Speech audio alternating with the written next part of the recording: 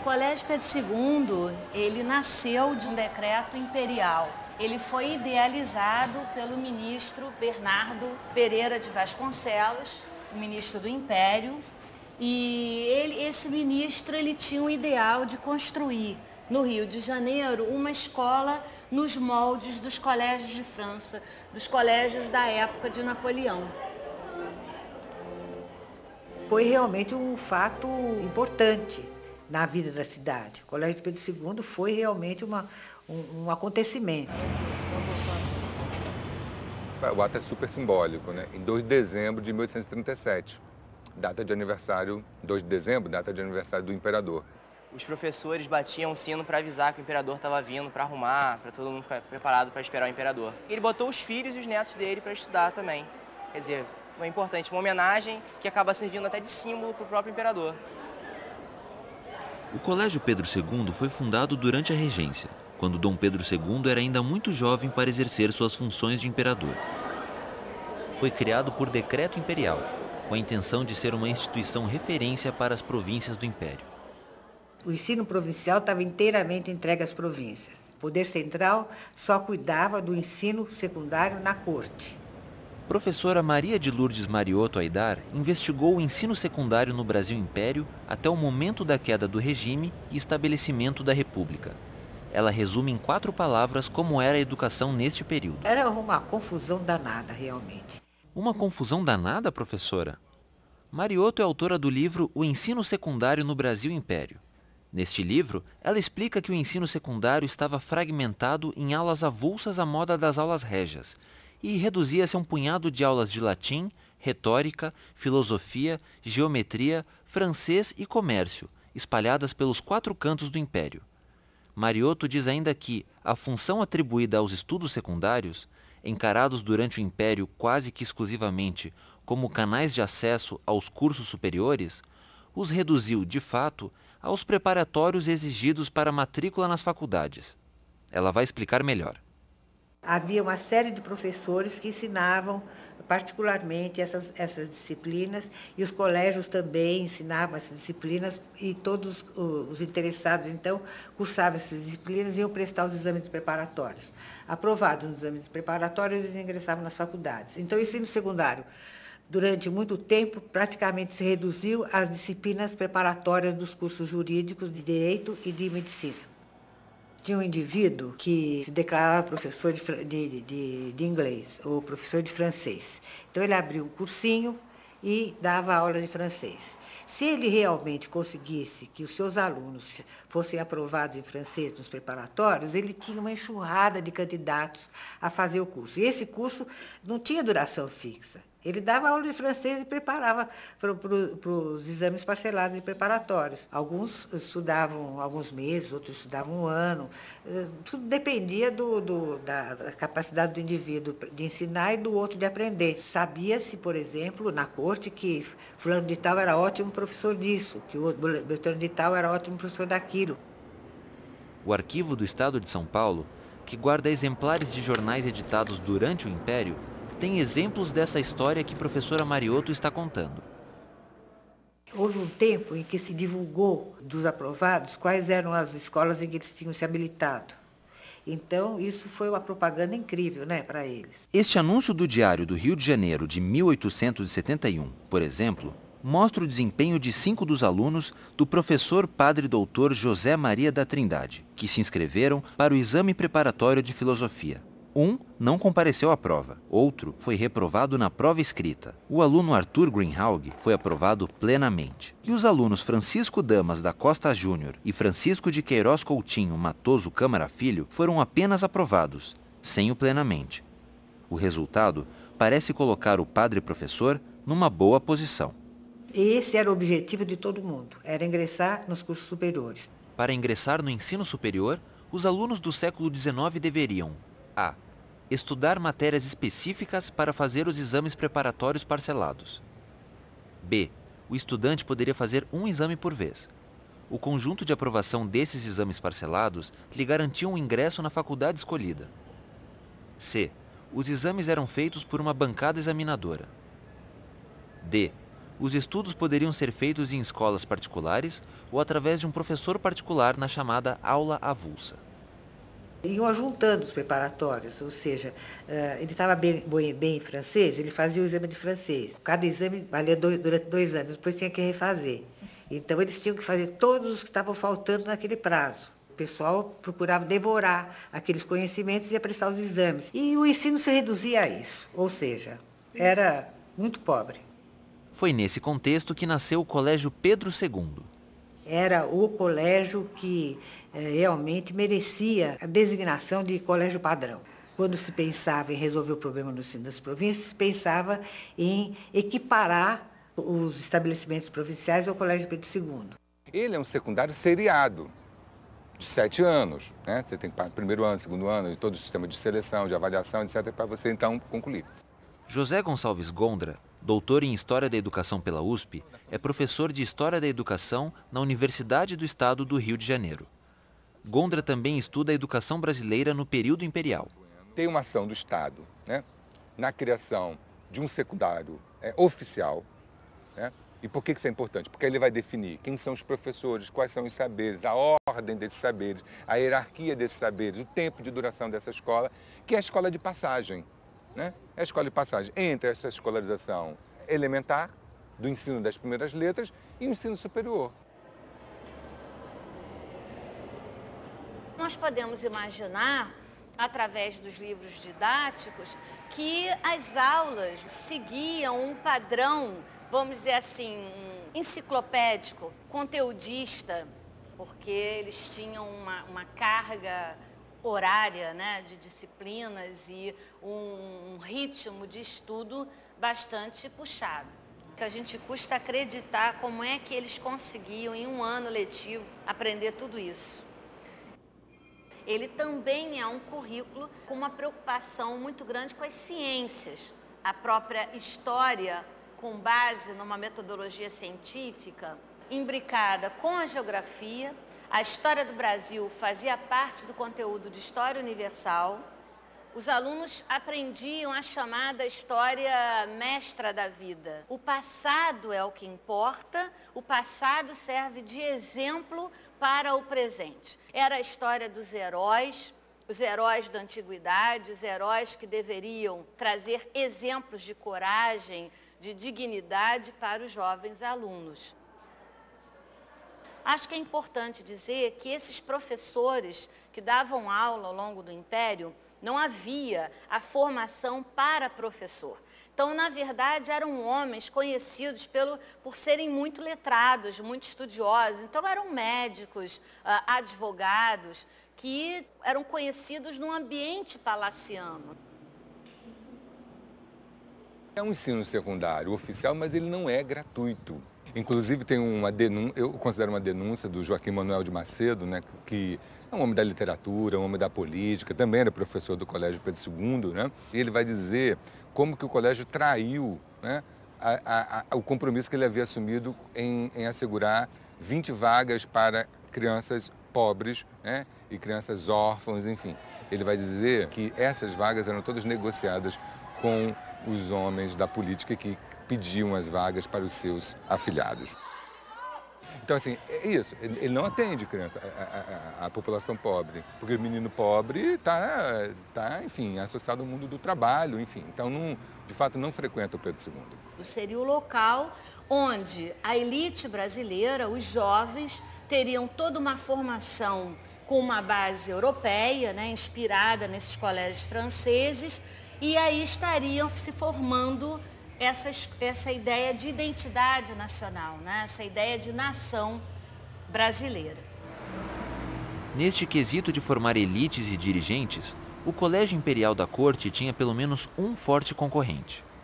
Nesse prédio funcionou um colégio de ensino secundário do século XIX, chamado Colégio Abílio, propriedade de médico educador, Abílio César Borges, e que é muito conhecido por nós por meio de um romance autobiográfico escrito pelo Raul Pompeia.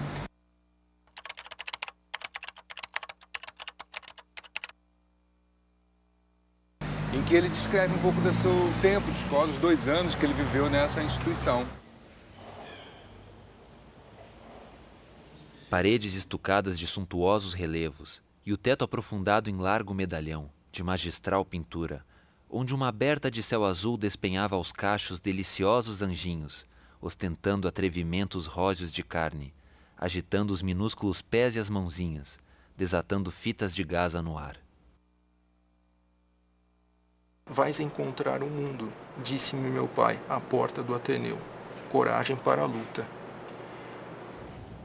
Caio Gagliardi é professor de literatura da Faculdade de Letras, Filosofia e Ciências Humanas da Universidade de São Paulo. 869-9346. Não é exagero dizer que o Pompeia é cruel com relação ao Abílio ali. E o livro produz uma caricatura muito mordaz com relação ao Abílio, e isso de fato acontece. A figura do Aristarco, o diretor da escola, é a cara do Abílio. O Aristarco mesmo, assim, ele é um iluminista. Mas isso não é isso que aparece, né? O que aparece, na verdade, é um grande marqueteiro, na verdade. É esse o tempo inteiro, né? A aula que ele dá não chama atenção para aquilo que ele está falando, mas chama atenção para si. O Abílio se orgulhava em formar figuras sociais importantes, né? Políticos importantes, quer dizer, homens que pudessem governar. A coisa mais fundamental, assim, com relação à escola é que ela é um grande símbolo de status. Você tem um filho estudando num colégio do Abílio, significa que esse filho tem praticamente o seu futuro garantido. Ele aparece como um concorrente, né, a esse internato masculino oficial que é o Pedro II. Por exemplo, coleção de globos e mapas, ele traz muitos daqui para o colégio como uma forma, assim, de escapar, de fugir, de alterar aquele ensino da geografia e da história que era apenas por meio dos compêndios, sobretudo dos ditados, muito dos manuais em língua estrangeira que o professor lia e o aluno tinha que copiar. O nosso famoso ditado. Isso que o Raul Pompeia retrata como algo possivelmente retrógrado, na verdade, é muito novo no Brasil para o ensino, né? Toda essa preocupação em demonstrar alguma coisa, né, é nova. Na verdade, você tem o começo disso em Portugal, se dá com o Verney.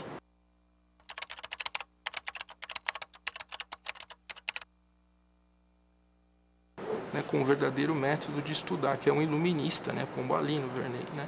Quer dizer, eu vou falar sobre anatomia, eu preciso dissecar, eu tenho que ver como é que é efetivamente. O problema é que o Verney lidava bem com corpos, né, mas quando ele ia ler então os Lusíadas, era um verdadeiro desastre, né, porque nem tudo pode ser lido nessa clave ultra-racionalista, né? Quando o professor Caio Gagliardi fala sobre Verney, está se referindo ao filósofo Luiz Antônio Verney, que você conheceu no programa sobre as reformas pombalinas na educação.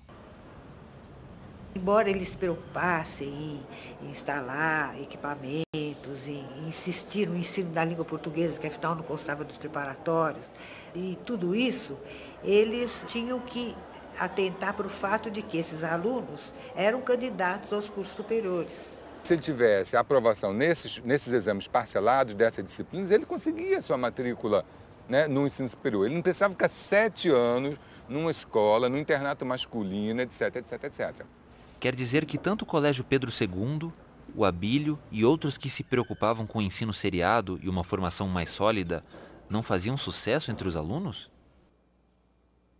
Enquanto persistisse o sistema de ingresso por cursos seriados e não se exigisse o bacharelado em letras para ingresso nas faculdades, o que era interessante? Era interessante fazer os exames parcelados o mais rapidamente possível. E quem é que dava essas condições? Eram os cursos existentes por aí que davam essas informações o mais rapidamente possível. Não havia uma legislação que dizia que o ensino secundário tem que ter tais características. Havia o colégio padrão, que era o Pedro II. Esse sistema de acesso aos cursos superiores é que realmente determinou praticamente a feição dos estudos secundários no Brasil. Quando pesquisou a educação deste período, professora Mariotto analisou vários documentos, pareceres e estudos do século XIX. Um desses textos, escrito em 1882, diz assim: os estudantes de preparatórios não procuram mais adquirir um conhecimento completo das matérias do seu estudo, tanto em línguas como em ciências. Assim, sem compreensão nem síntese, sem mesmo ideia da matéria em que vão ser examinados, se apresentam às bancas examinadoras, trazendo-lhes apenas essas espécies de sumários e traduções decoradas. Então essa escola de passagem, que é a escola secundária, esse caráter de escola de passagem, eu diria que ele preserva grande parte desse espírito até hoje. E o que seria o ensino secundário hoje? Na sala de aula de uma turma do 3º ano do ensino médio, no Colégio Pedro II, dá para entender por que o professor Gondra diz que o espírito de escola de passagem predomina até hoje. Se eu não tivesse a premência de vestibular, não só eu, mas qualquer professor, nós privilegiaríamos outros temas, outros momentos. Atenção, em prova de vestibular, Primavera dos Povos é uma coisa, Primavera de Praga é outra coisa, Primavera de Pequim é outra coisa. Há uma massa de informações que vai para a cabeça desses meninos de 16, 17, 18 anos, às vezes, me desculpe, inútil. Prova de múltipla escolha é prova de paciência. Leiam cuidadosamente. Tem dúvida entre duas opções? Peguem cada opção e leiam junto com o enunciado. O nosso ensino ainda é muito conteudista.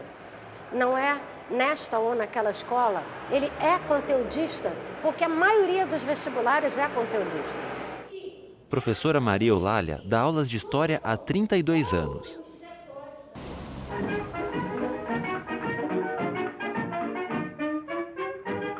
No bairro da Gamboa, no Rio de Janeiro, está o prédio que abrigou o ginásio José Bonifácio, inaugurado em 1877. Hoje funciona como Centro Cultural José Bonifácio.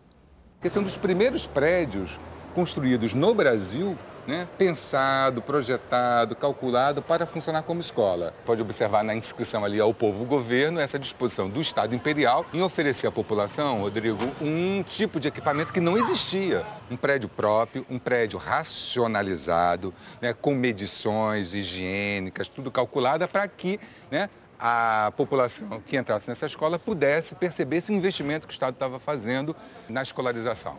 É uma escola que atende meninos e meninas, mas não numa mesma sala. Temos uma ala própria para meninos e uma ala própria para meninas. Professor José Gonçalves Gondra trouxe um tema importante, a questão da educação das meninas. Você não tem ainda escola secundária feminina propriamente dita, né? Você tem um conjunto de escola pública, né, oficial. Você tem um conjunto de escolas particulares, né? O próprio Pedro II, ele é objeto de transformações. Há um caso, um episódio muito interessante que ajuda a gente a pensar esse caráter, né, de escola para meninos, de internato masculino, né? É que o seu regimento, por exemplo, ele não proibia a entrada de mulheres. Não havia nenhuma proibição formal.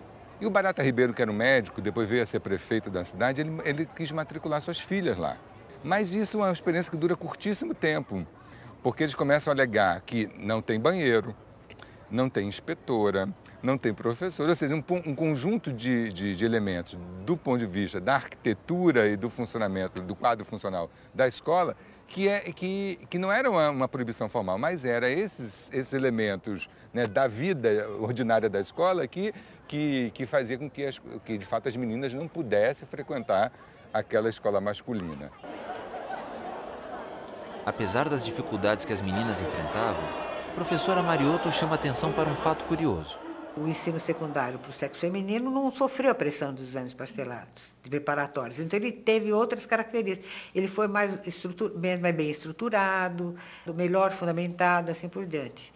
Então, ele teve características próprias, embora naturalmente tivesse trabalhos de agulha, etc. E tal, aquelas coisas todas. Do ponto de vista do currículo, ele não era limitado àquelas disciplinas. Essa perspectiva ilustrada, iluminada da gestão do Pedro II, ela contrasta com a população que ele governa. É um governo que pretende ser ilustrado, né, mas que contrasta com um país muito pobre e com uma população, enfim, que fica muito excluída desses equipamentos associados à ilustração. E os estudos secundários continuaram, por muito tempo na República, a padecer dos mesmos males que os afligiram durante todo o Império.